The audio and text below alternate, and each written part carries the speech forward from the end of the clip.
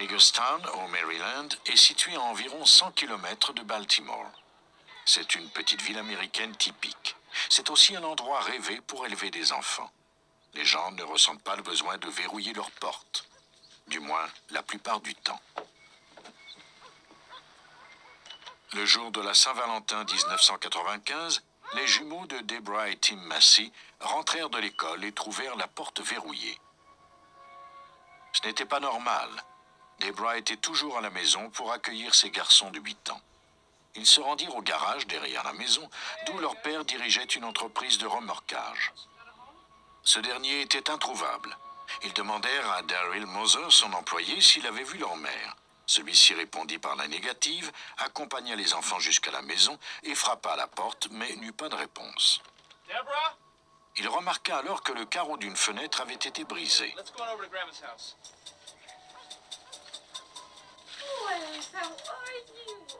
Comme le père des enfants était parti remorquer une voiture, Daryl les conduisit chez leur grand-mère qui vivait à proximité. Cette dernière appela chez Deborah, mais n'obtint pas de réponse.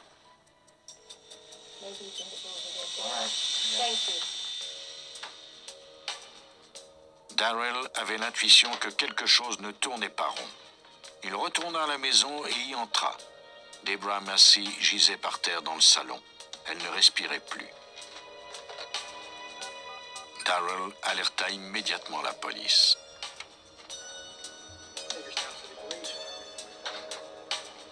Il déclara aux agents que quelqu'un semblait être entré par effraction, mais qu'il avait trouvé les portes verrouillées. Pour le détective George Brandt du service de police d'Hagerstown, ce scénario était pour le moins intriguant. On nous a dit que la porte d'entrée et celle qui menait vers l'arrière étaient toutes deux verrouillées. Nous avons trouvé plutôt étrange qu'un meurtrier prenne soin de verrouiller les portes avant de quitter les lieux.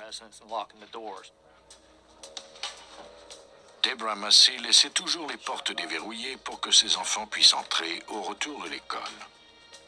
Ces portes n'étaient pas les seuls indices intrigants. L'expert judiciaire Jeff Kercheval trouva un mot collé au téléviseur.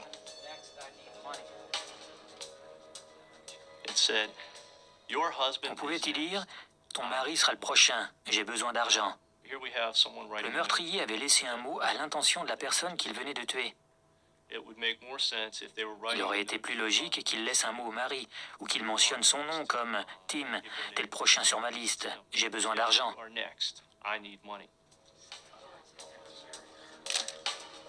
Mais quel qu'il fût, l'auteur de cette note n'était pas à court d'argent.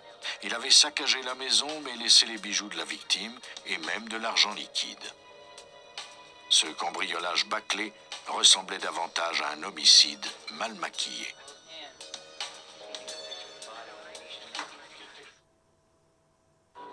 Des enquêteurs du Maryland sur la scène du meurtre de Deborah Massey avaient d'abord présumé que le mobile était le cambriolage.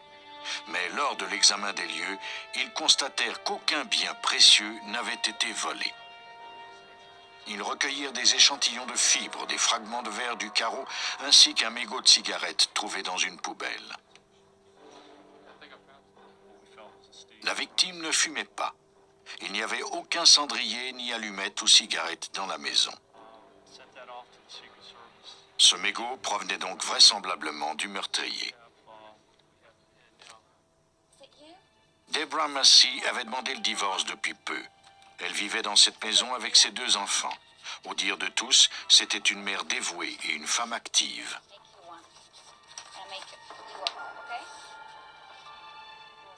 Tim Massey avait déménagé dans un appartement, mais son entreprise de remorquage était toujours située dans le garage derrière la maison. Pendant que les experts examinaient la scène du crime, des détectives relurent la déposition de Darren Moser. Ce dernier avait déclaré que Tim Massey était arrivé au travail vers 10h30 et qu'il était resté environ 10 minutes avant de repartir. Vers 11h45, Massey était revenu. Moser l'avait vu marcher en direction de la maison. Massey était venu le rejoindre quelques minutes plus tard. Ils s'étaient parlé brièvement et Massey était ensuite parti manger. Moser déclara qu'il n'avait pas vu Deborah de la journée.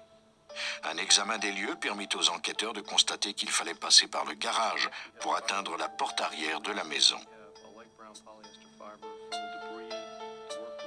Moser n'avait vu passer personne là, sauf son patron. Mais ce dernier n'était pas resté près de la maison très longtemps. Les policiers vérifièrent l'alibi de Moser et l'éliminèrent de la liste des suspects. Le meurtre avait vraisemblablement été commis lors de la pause repas de Moser. Là où on était entré par effraction, les enquêteurs trouvèrent un coffre à outils. À l'intérieur, il y avait un marteau auquel adhéraient encore des fragments de verre. Le meurtrier l'avait sans doute utilisé pour briser la vitre. L'enquête se poursuivait quand Tim Massey arriva enfin. Il déclara que sa mère l'avait appelé après que Darren Moser lui ait amené les enfants. Ce dernier lui avait appris que quelqu'un était entré par effraction dans la maison. Les policiers lui annoncèrent que Deborah avait été tuée. Ils le conduisirent au poste pour l'interroger. Tim Massey traversait un divorce difficile, ce qui en faisait automatiquement un suspect potentiel, d'autant plus qu'on l'avait vu dans la maison au cours de la matinée. Il eut une attitude coopérative avec la police. Il vida le contenu de ses poches.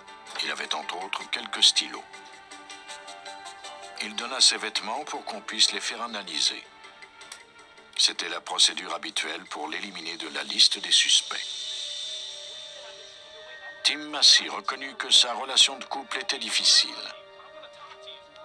Deborah avait demandé le divorce 2 semaines plus tôt et elle avait également obtenu de la cour l'interdiction pour Tim d'accéder à la propriété. Ses employés et lui n'avaient donc pas l'autorisation de rentrer dans la maison. Massey déclara qu'il ne s'était trouvé au garage qu'une fois au cours de la matinée. Il était alors allé s'enquérir de l'état de santé d'un des jumeaux qui avait été malade. Cette information aida le détective George Brandt à reconstituer la matinée de Massey. Et il nous a dit qu'il s'inquiétait pour un de ses garçons. Vers 10h ou 10h30, il est allé s'enquérir de son état et il a appris qu'il était parti à l'école. Il en a déduit qu'il allait bien. Massey déclara à la police qu'il avait discuté avec Deborah sur la galerie. Il insista sur le fait qu'il n'était pas entré à l'intérieur de la maison depuis quelques semaines. Il était possible que Deborah ait été tuée par un inconnu au hasard. Pendant que les policiers ratissaient le quartier, on procéda à son autopsie. Le médecin légiste détermina qu'elle avait été tuée entre 11h15 et 13h15. Les marques autour de son cou indiquaient qu'elle avait été étranglée à main nue. L'expert judiciaire Jeff Kirchhoff découvrit un détail important en examinant ces marques. Au cours des 6 mois précédents, je m'étais occupé de 2 autres cas de strangulation à main nue. Et j'avais remarqué de petites égratignures en forme de croissant au cou et au visage des 2 victimes. Dans le cas de Deborah Massey, ces marques n'étaient pas là. Pendant l'interrogatoire de Tim Massey, j'ai remarqué qu'il se rongeait les ongles et que ces derniers étaient de fait extrêmement courts. Les enquêteurs croyaient que Tim Massey en savait plus sur le meurtre de sa femme qu'il ne l'avait dit. Il autorisa la police à fouiller son appartement. Dans un panier, ils trouvèrent une paire de pantalons. Il y avait encore de minuscules fragments de verre. C'était le premier indice qui incriminait directement Tim Massey. Quand il était arrivé à la maison de sa femme, les policiers l'avaient empêché de s'approcher afin que la scène du crime demeure intacte. Il n'avait donc pas pu entrer en contact avec les fragments de verre sur la galerie. Mais pour que ces fragments deviennent des preuves tangibles, il fallait les faire analyser. On les compara aux échantillons de la scène du crime. Ils étaient identiques.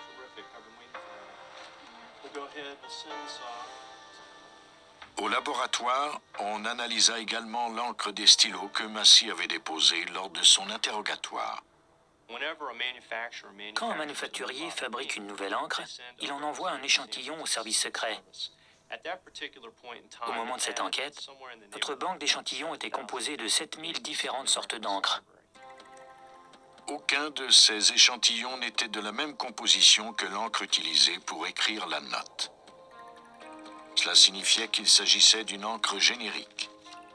Les chances de retrouver le stylo utilisé étaient inférieures à 1 sur 7000, mais par une étrange coïncidence, Tim Massey avait en sa possession des stylos dont l'encre était de composition identique à celle de la note trouvée dans la maison. Mais la trace indélébile de sa culpabilité était sans contredit le mégot de cigarette trouvé sur la scène du crime. D'abord, il était de la même marque que celle que Massey avait l'habitude de fumer. De plus, son ADN était encore dessus. Cela signifiait que, contrairement à ce qu'il avait déclaré, il s'était bel et bien trouvé sur les lieux. Non seulement Tim Massey est entré dans la maison ce jour-là, mais il y a également commis un homicide. Le 20 septembre 1995, on l'arrêta pour le meurtre de sa femme, Deborah.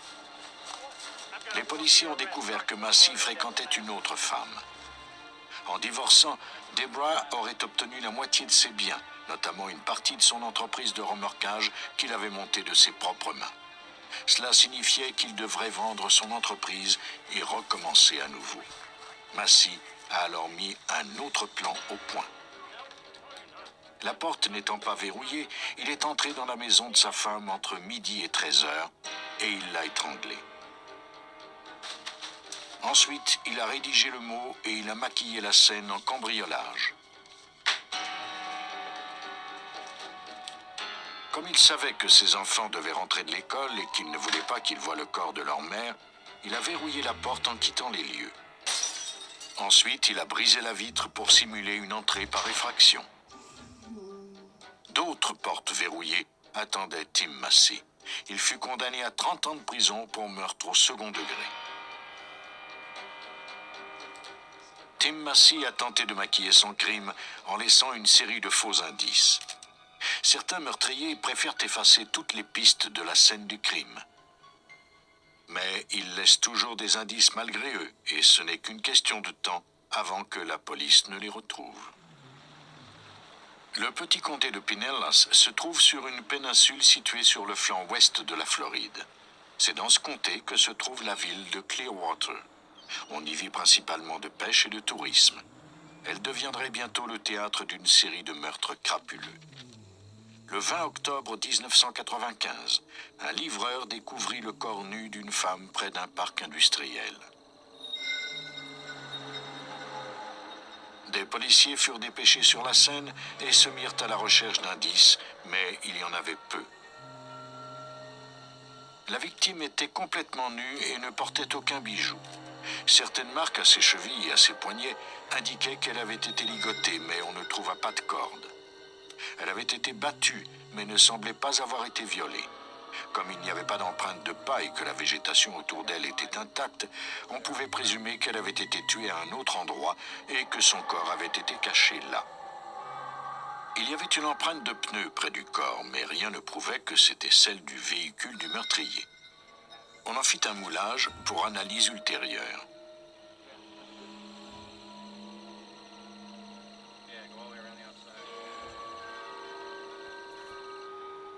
Lors de l'autopsie du corps de la victime, on attribua son décès à une strangulation. On recueillit des poils d'animaux sur son corps ainsi que quelques fibres synthétiques. Tous ces indices ne seraient d'aucune utilité tant qu'on ne trouverait pas de suspect. On introduisit ensuite les empreintes digitales de la victime dans la banque de données de la police. Elle s'appelait Wendy Ann Evans et avait 42 ans. On l'avait déjà arrêtée pour possession de drogue. 3 semaines plus tard, dans un autre secteur industriel, on trouva le corps nu d'une seconde femme. Comme Wendy Ann Evans, la victime avait été ligotée, battue, puis abandonnée dans un endroit isolé. Elle non plus n'avait pas été violée. Les ressemblances entre les deux cas dépassaient la simple coïncidence. Les victimes se trouvaient toutes deux dans des secteurs industriels, à environ 15 km l'une de l'autre. On identifia la seconde femme. Il s'agissait de Peggy Darnell, 40 ans, une prostituée de Clearwater.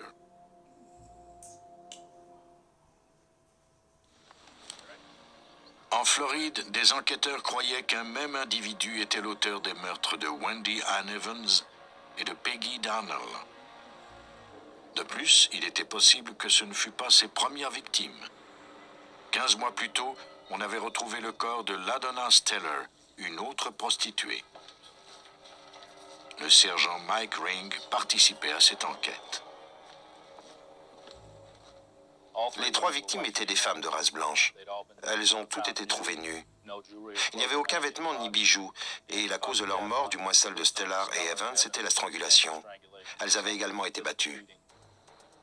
La seule scène qui avait fourni quelques indices aux enquêteurs était celle du meurtre de Wendy Ann Evans. Le détective Tom Klein essayait de tirer le maximum d'informations des rares indices dont il disposait. Nous avons envoyé le moulage de l'empreinte de pneus et les fibres au service judiciaire de la Floride pour les faire analyser. Nous avons interrogé les prostituées du secteur à maintes reprises et tenté d'entrer en contact avec leurs clients. Bref, nous étions très occupés. Le meurtrier, lui aussi, était occupé. En janvier 1996, 3 mois après le meurtre de Wendy Ann Evans, on retrouva le corps de Cynthia Pugh, 27 ans, abandonné derrière une benne à ordures. L'endroit était à mi-chemin entre les 2 autres scènes de crime. Tout comme les autres victimes, elle était nue et avait été étranglée. S'il restait encore des doutes aux policiers sur l'hypothèse qu'un tueur en série était à l'œuvre, ce meurtre les élimina sur le champ. Les draps utilisés par les experts pour envelopper les victimes furent envoyés au laboratoire judiciaire de l'État à Tampa Bay. On les secoua avec précaution. Tous les débris furent recueillis sur une feuille de papier spéciale.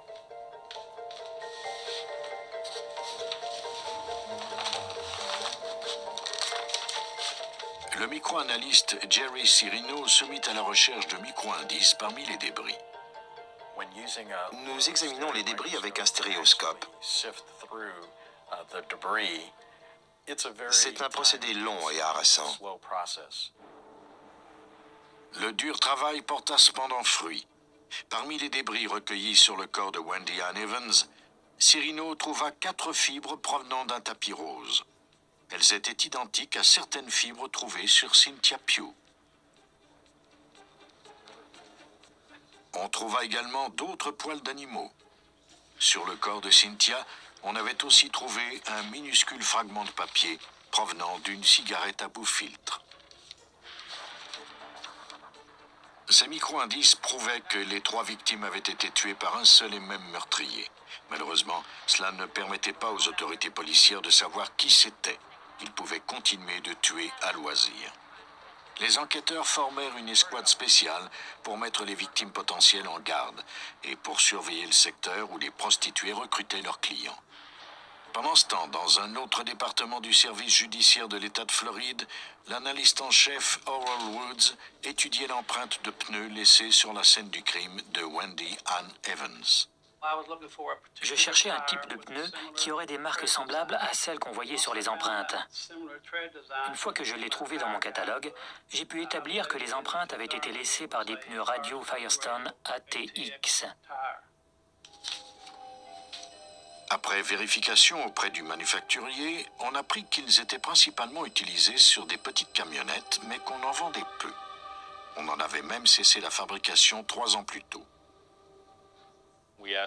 Nous avons demandé au manufacturier de nous donner les relevés des ventes de ce type de pneus et de cette grandeur. On a pu déterminer que seulement 4 pneus avaient été vendus dans les régions métropolitaines de Tampa au cours des 3 années précédentes. Le manufacturier donna le nom du détaillant qui les avait vendus. Ce dernier fournit ensuite aux policiers le nom du client. Il s'agissait d'un certain Terry Howard. Les détectives découvrirent bientôt que leur suspect était une femme. Le principal conducteur de la mini-fourgonnette était cependant l'ami de cœur avec qui elle vivait. Les policiers le prirent en filature et découvrirent qu'il s'appelait James Randall. Il était installateur de fenêtres. Les efforts des enquêteurs commençaient enfin à donner des résultats. Une fois Randall identifié, nous avons pu vérifier ses antécédents. Nous avons découvert qu'il avait déjà été arrêté au Massachusetts. Il était recherché car il n'avait pas respecté les conditions de sa libération conditionnelle. De plus, il avait été un suspect dans une histoire de meurtre dans cet État. Le profil de Randall pouvait correspondre à celui d'un meurtrier. Les policiers avaient également déterminé que les pneus de la mini-fourgonnette de sa compagne étaient identiques à ceux d'une des scènes du crime. Les enquêteurs devaient maintenant trouver des preuves tangibles de son implication. La chance leur sourit. Au cours de la filature, Randall se rendit chez un détaillant de pneus et en fit remplacer 2. Les policiers obtinrent les pneus du détaillant. On détermina qu'un des pneus de la mini-fourgonnette était identique à l'impression laissée sur la scène du crime. Non seulement le dessin en relief était le même, mais plus important encore, on y retrouvait les mêmes traces d'usure. Comme une empreinte digitale, ces caractéristiques sont uniques à chaque pneu. Maintenant, on avait la preuve que le véhicule s'était trouvé sur la scène. On ne pouvait toutefois pas affirmer qu'il s'était trouvé là au moment du meurtre. Randall pouvait y être allé quelques jours plus tôt, ou même quelques minutes seulement avant le meurtre. On détermina par la suite que les poils d'animaux recueillis sur les corps de Wendy Ann Evans et Cynthia Pugh étaient des poils de chien. La petite amie de Randall, Terry Howard, en possédait un. Les enquêteurs devaient obtenir un échantillon des poils de cet animal pour effectuer des comparaisons. Mais comment? Nous avons eu l'idée de demander l'aide d'une femme sergent et d'une de nos détectives, afin qu'elle fasse le toilettage de chiens à domicile. Pour que cette entreprise soit dans la limite de la légalité, les policiers devaient offrir le service à tout le voisinage. Heureusement, personne d'autre n'y eut recours. Les 2 femmes arrivèrent chez Terry Howard pendant que James Randall travaillait. Terry les accueillit. Les résultats dépassaient leurs attentes. Par terre, elles remarquèrent un tapis mauve. C'était peut-être la source des fibres découvertes sur les 2 corps. Les 2 policières lavèrent le chien. Elles l'essuyèrent ensuite avec des serviettes stérilisées pour recueillir des poils. L'analyse subséquente de ces poils permit aux experts de conclure qu'ils provenaient du même animal que ceux qu'on avait retrouvés sur les victimes. Maintenant, les détectives disposaient de pneus et de poils de chien pour démontrer l'implication de James Randall dans les meurtres. Malheureusement, le procureur, lui, croyait ne pas disposer de suffisamment d'indices pour obtenir un mandat d'arrestation. Il restait toutefois encore une option. En vivant en Floride, le 26 juin 1996, soit 8 mois après la découverte du corps de Wendy Ann Evans, les agents du service de police de Pinellas County se rendirent chez Randall pour l'arrêter et le mettre en détention provisoire pendant que les autorités consolideraient leur enquête sur les homicides. Mais les choses ne se déroulèrent pas comme prévu. En voyant les policiers, Randall accéléra et roula à toute vitesse dans les rues du quartier avant d'abandonner la mini-fourgonnette et de s'enfuir à pied. Il sauta par-dessus une clôture et disparut dans un boisé dense. Les autorités organisèrent une imposante battue pour le retrouver, mais sans succès. Il fallait espérer qu'il tenterait de communiquer avec son ami.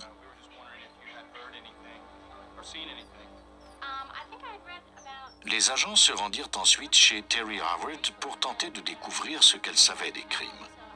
C'était la première fois qu'ils établissaient un contact direct avec elle.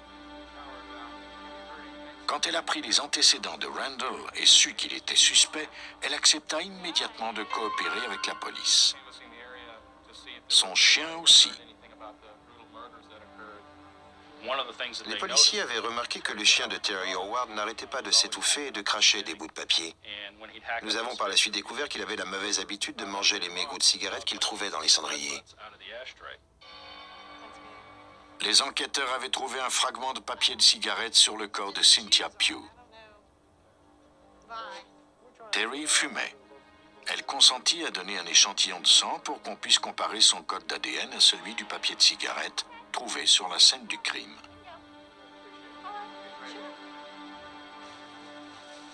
Elle autorisa aussi les enquêteurs à prendre son tapis mauve.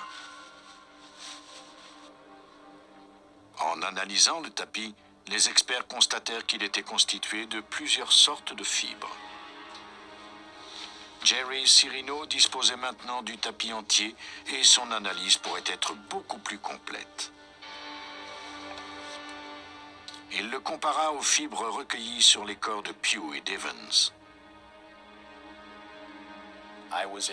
J'ai pu affirmer que ces fibres provenaient de ce tapis en particulier. Et si ce n'était pas de ce tapis, c'était des fibres qui présentaient les mêmes caractéristiques et avec lesquelles Cynthia Pugh et Wendy Evans avaient toutes deux été en contact.